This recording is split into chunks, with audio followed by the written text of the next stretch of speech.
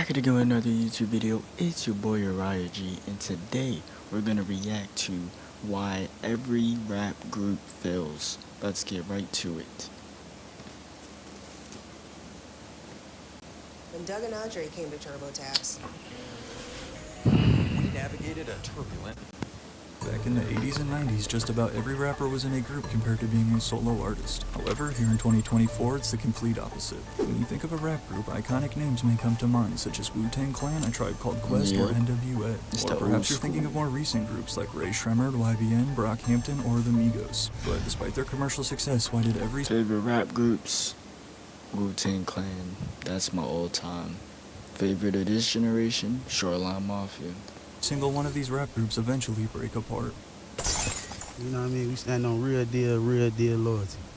And, you know, sometimes that ain't displayed. It is what it is. Right now, we gonna be the duo till time tell. While groups have been a pillar of hip-hop's foundation, it's no secret that we are currently witnessing the end of an era. From nasty feuds fueled by jealousy between members, lawsuits attacking each other over millions of dollars, and much more crazy drama that we're about to see, today every rap group seems to be doomed from the start.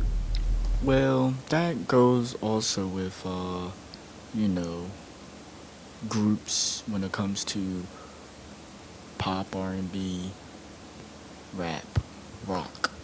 All music genres, mostly groups don't last. Also, mostly jealousy and ego and stuff like that. The first proper rap song ever recorded was actually by a group of 3 dudes called the Sugar Hill Gang, with their 1979 classic hit Rapper's Delight. However, over the past 50 years, we've seen countless hip-hop groups fall apart while in the spotlight. For the sake of this video, a rap group will be referring to any countless hip-hop groups fall apart while in the spotlight. For the sake of this video, a rap group will be referring to any non-solo artist who does not primarily release music as an individual. This is different from a collective such as ASAP Mob or Beast Coast, for example, where artists drop music together every few years. And a group is also different from a rapper-owned record label such as J. Cole's Dreamville or Playboi Carti's Opium. From some of the earliest groups such as Run DMC in 1983, paving the way as the first hip-hop group to be nominated for a Grammy, the Beastie Boys and A Tribe Called Quest, Wu-Tang Clan, Salt-N-Pepa, Lil Wayne's Hot Boys, Outkast and 3 6 Mafia, and the legendary NWA in 1987, just to name a few. So you're doing it for the money? Yeah. I mean, All this is for the money. We ain't gonna do no records, you know, that's all off and... I mean, in the industry, it is all about the money. And then, also, it's about the love of doing it, you know. We think nobody's gonna buy. One of the most significant transitions in hip-hop, though, has been the move from artists operating in groups versus now solo acts. And while it definitely makes sense due to the reasons we'll see in a second, that isn't to say there haven't still been successful groups this past decade. From mainstream names such as Sway Lee and his brothers duo, Rae Sremmurd, Brockhampton and YBN, Suicide Boys and Shoreline Mafia, Flatbush Zombies, 50 Cent's G-Unit, Wasted Potential of 88 Glam, and of course we can't forget the Atlanta trio known as the Migos. Do y'all feel like, man, that Migos are the biggest group in hip hop right now? We the biggest group ever.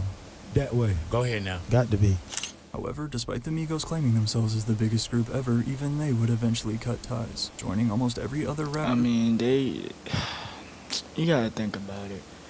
Every artist goes solo eventually in their career. And then, you know, they've been a group for almost their whole careers. So they were gonna go solo eventually, I guess you could say.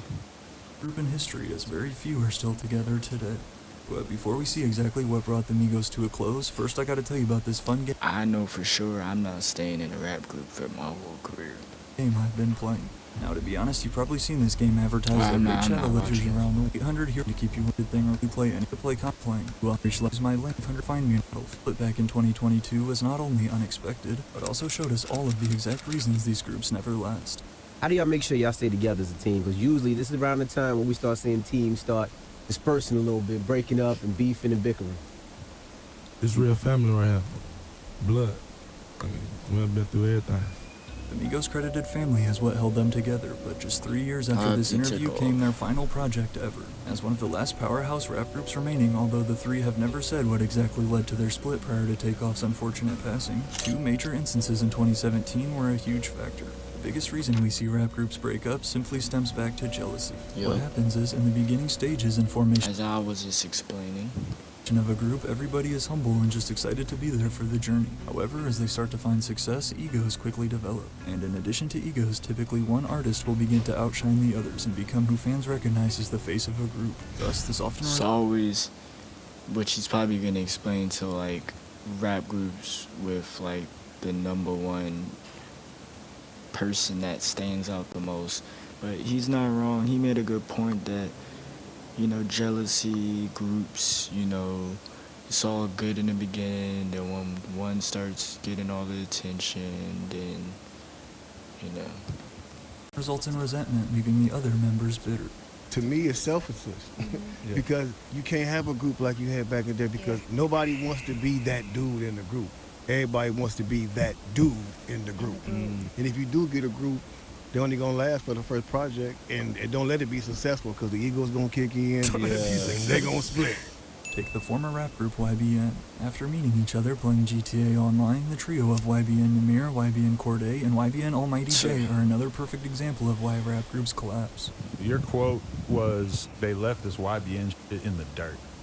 They were all popping years ago. I mean, the most successful one out of all of them for real was probably Corday, because he collaborated with a lot of, you know, he made, you know what I mean? It's like he collabed with like Anderson .Paak, and I know he made music with like other big talents. So yeah, it be hella shit in the background. We all gonna fuck around and slip up, do something that's gonna fuck up the image of this shit. It's always gonna be something with a group. He fell off. It's only me, kid. Namir tweeted in 2020 confirming that YBN had disbanded. Through the 3 years YBN was together, it became clear that Corday was the most talented artist of the group and by far the most praised by fans, especially following his 2 Grammy nominations for his debut solo album, The Lost Boy, in 2019. As we see it go almost every single time as one member becomes the star of a group, they then realize they can make way more money and likely be more famous as a solo act.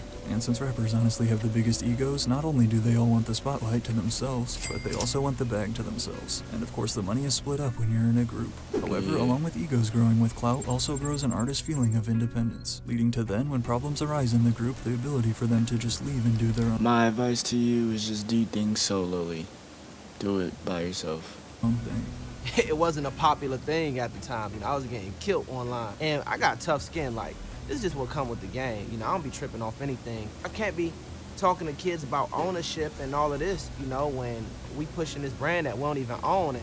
Corday officially dropped the YBN acronym from his name in 2020, and despite claiming there was no bad blood, it didn't seem like Namir felt the same way. But it was definitely a smart move for his career, going on to work with legends like Lil Wayne, while Namir dropped Soul Train, quite possibly the worst song ever made. 50 Cent and the smash success of his first solo album, Get Rich or Die Trying, in 2003 was the main reason for G-Unit's demise. Debuting at number 1 and selling almost 900,000 copies in its first 4 days, 50 Cent was no doubt destined to be a star, but that also meant leaving his group G-Unit behind. G-Unit, the first record came out, boom. I forced the G-Unit album to come out. And this girl didn't want the G-Unit album, and went the next 50 Cent record. He just sold 13 million records. Right. I am not Ray Shremmerd, I'm Slim Jimmy, and I'm gonna sink or swim. So I'm guessing what this guy's talking about now is how, you know, they go solo, and then it's just thinking about it, a group. So to say they split up, all of them go solo, but one of them is the biggest one out of all of them. That's just pretty much.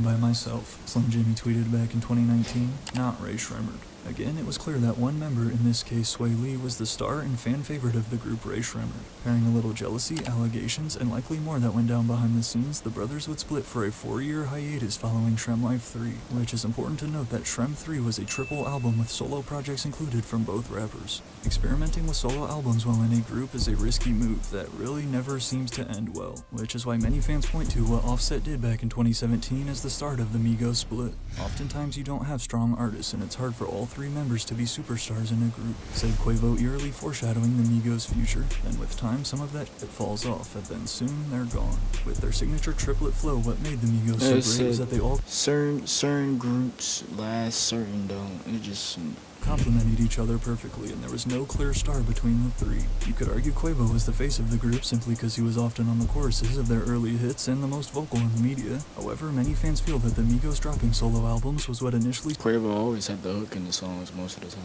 Sparked this tension between them. As the first member of the group to release a project not under the Migos name, Offset linked up with 21 Savage and Metro Boomin for a collab album titled Without Warning in 2017. I can say Offset had the best solo career. Takeoff was the best member. Quavo had the best hooks.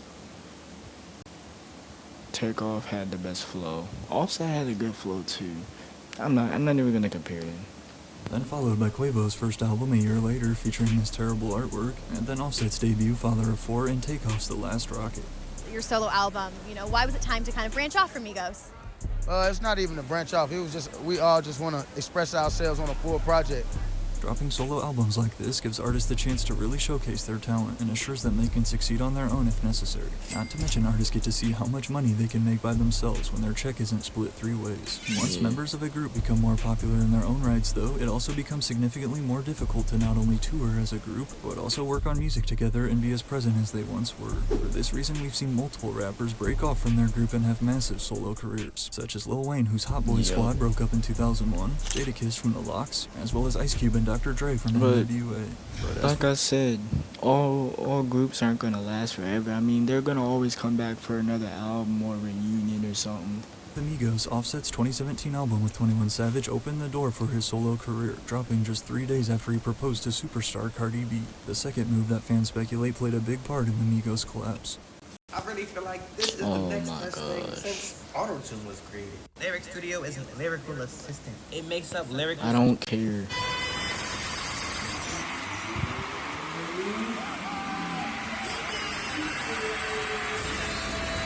Happens to every single other member as well, whether positive or negative. Amir is no longer in Brockhampton. We want to sincerely apologize to the victims affected by Amir's actions. Following multiple women bringing SA allegations to light on Twitter against member Amir Van, Brockhampton was forced to remove him, canceling their tour and scrapping their fourth album in the process. This is really hard. I don't agree with anything Amir has admitted to. As one of the group's founders in the face of their hit 2017 Saturation trilogy, Amir's departure left a huge hole in the group, soon leading to their indefinite hiatus. Internal conflicts have been the reason for countless breakups these past 50 years. Despite claiming it a, quote, business decision and personal choice to leave the Weeknd's XO record label, the truth is Toronto duo 88 Glam was dropped after their messy split went public, to the point where they were saying things like this to each other on social media.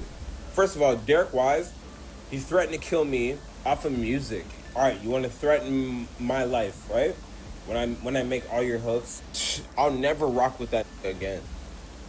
Like, for real. Like, I wish that nigga the worst.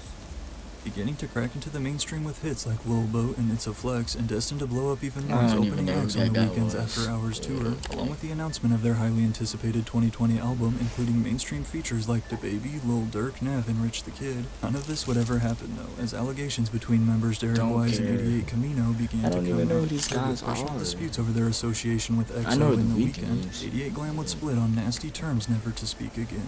Derek's the fakest in the game. He never cared about me. All he cared about was being on EXO's.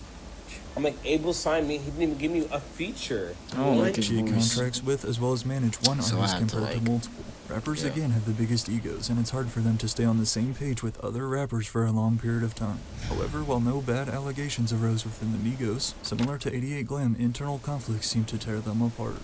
To confirm the beef that fans were speculating, in May of 2022, Offset and Cardi B unfollowed both Quavo and Takeoff on social media. And this came just one day after Quavo and Takeoff announced that not only were they dropping an entire collab album together, but also that they were forming a new duo called Unconfused, obviously leaving Offset the odd one out. We want to see our career as a duo. You know, we just came from a loyal family, you know what I'm saying, that's supposed to stick together. And, you know, sometimes it don't work out, it ain't meant to be.